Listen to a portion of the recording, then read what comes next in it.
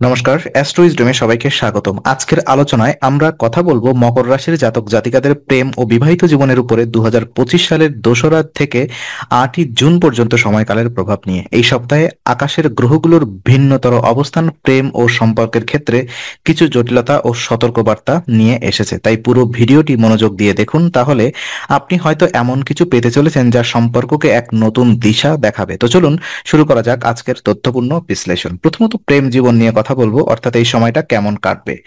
মকর রাশির জাতক জাতিকাদের প্রেম জীবনের জন্য 2 থেকে 8ই জুন 2025 এই সময়কালটি কিছুটা চ্যালেঞ্জিং হতে পারে। বিশেষ করে কেতু যখন চন্দ্র রাশির অষ্টম ঘরে অবস্থান করে তখন সম্পর্কের গভীরে থাকা সংবেদনশীলতা বেড়ে যায়। এ সময় ভুল বোঝাবুঝি, অতিরিক্ত আবেগ, সন্দেহপ্রবণ মনোভাব ইত্যাদি প্রেমের বিস্তৃতিকে ভেঙে দিতে পারে। এই সপ্তাহে আপনি বা আপনার সঙ্গী অল্প কথায় আহত হতে পারেন, এমনকি এমন পরিস্থিতিও তৈরি হতে পারে যেখানে তুচ্ছ কথা থেকে বড় ঝগড়ায় রূপ নেবে সম্পর্ক। তাই মন খুলে কথা বলুন, কিন্তু সংযতভাবে। কোনো অভিযোগ থাকলে তা ভালোভাবে বোঝানোর চেষ্টা করুন, অভিযোগের ভঙ্গিতে নয়। বিশেষভাবে সাবধান থাকতে হবে জনসাধারণের জায়গায় ফ্লার্টিং বা উত্তেজিত আচরণের ব্যাপারে। এটি কেবল সম্পর্ককে দুর্বল করে তুলবে না, বরং সামাজিক সম্মানেও আঘাত করতে পারে। অনেক সময় প্রিয় মানুষের উপস্থিতিতে অন্যের সঙ্গে ফ্লার্ট করে আপনি একটি খেলায় মেতে ওঠেন, কিন্তু এই সময় এমন মজা বড় সমস্যার কারণ হতে পারে। এই সময় প্রেমিক বা প্রেমিকার প্রতি আপনার আচরণে খোলামেলা ও সৎ হওয়াই শ্রেয়। গোপনীয়তা বা অতিরিক্ত রিজার্ভ আচরণ থেকে দূরে থাকুন। যে কোনো সন্দেহ বা মানসিক অস্বস্তি খোলাখুলি আলোচনা করলেই এই সপ্তাহে সম্পর্ককে বাঁচানো সম্ভব। আপনার ধৈর্য, নম্রতা এবং সহানুভূতি এই 3টি গুণই হতে পারে প্রেম জীবনে এক সপ্তাহের সফলতার চাবিকাঠি।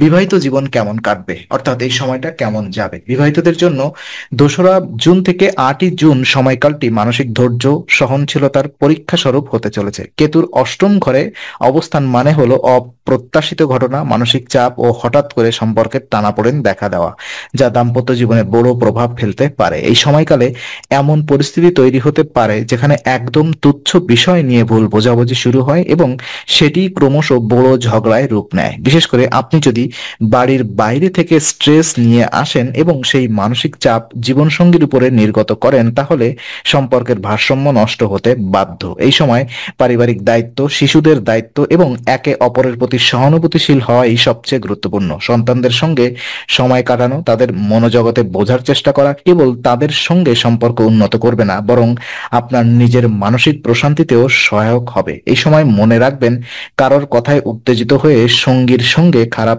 ব্যবহার করলে তা সহজে ভোলানো সম্ভব নাও হতে পারে। এই সময় মনে রাখবেন, কারোর কথায় উত্তেজিত হয়ে সঙ্গীর সঙ্গে খারাপ ব্যবহার করলে তা সহজে ভোলানো সম্ভব নাও হতে পারে। নিজেকে সংযত রাখুন। যদি আপনার সঙ্গী কোনো বিষয়ে সংবেদনশীল হন, তা নিয়ে ঠাট্টা বা কঠোর মন্তব্য করবেন না, বরং বোঝার চেষ্টা করুন তিনি কেন এমন আচরণ করছেন। আপনার সহনশীলতা, ধৈর্য এবং পারস্পরিক শ্রদ্ধা এই সপ্তাহে দাম্পত্য সম্পর্ককে নিরাপদ রাখতে সহায়তা করবে। মানসিক অবস্থা এবং সম্পর্কের কি প্রভাব রয়েছে চলুন দেখে নিই। তো এই সপ্তাহে আপনার মানসিক অবস্থা খুবই গুরুত্বপূর্ণ ভূমিকা পালন করতে চলেছে।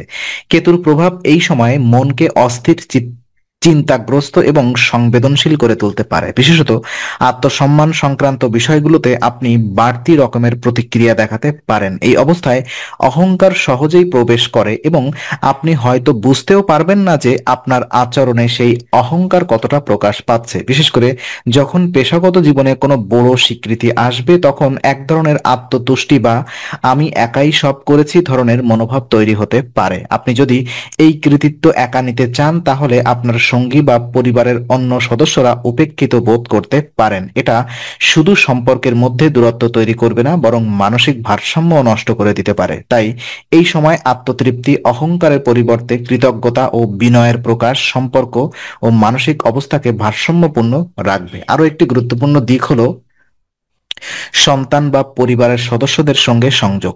এই সময় তাদের সঙ্গে মানসিক সংযোগ তৈরি করলে আপনি নিজের মধ্যেও এক ধরনের শান্তি অনুভব করবেন। তাদের ভালোবাসা, হাসি বা সান্নিধ্য আপনার মনের অস্থিরতা কমিয়ে দিতে পারে। সপ্তাহটি মানসিক দিক থেকে আপনার জন্য অনেক কিছু শেখার সময়। যদি আপনি হৃদয় দিয়ে বোঝার চেষ্টা করেন এবং অহংকারকে নিয়ন্ত্রণে রাখেন, তাহলে মানসিক শান্তি ও সম্পর্ক দুইই রক্ষা পাবে।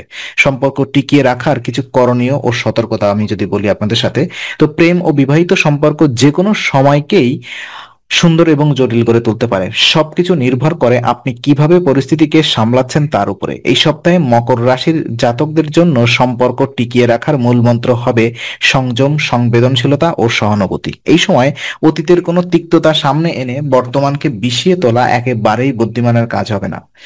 যে কথাগুলো ভুলে গিয়েছিলেন সেগুলো যদি এখন এমন মনে করিয়ে দেন, তাহলে তা অপ্রয়োজনে নতুন ঝগড়া ডেকে আনতে পারে। এছাড়াও সামাজিকভাবে বিব্রতকর পরিস্থিতি এড়াতে নিজেকে সংযত রাখাটা অত্যন্ত জরুরি। মনে রাখবেন, সমাজে আপনি কিভাবে নিজেকে উপস্থাপন করছেন তা শুধু আপনার ভাবমূর্তির প্রশ্ন নয়, বরং আপনার সম্পর্কেও প্রতিফলিত হয়।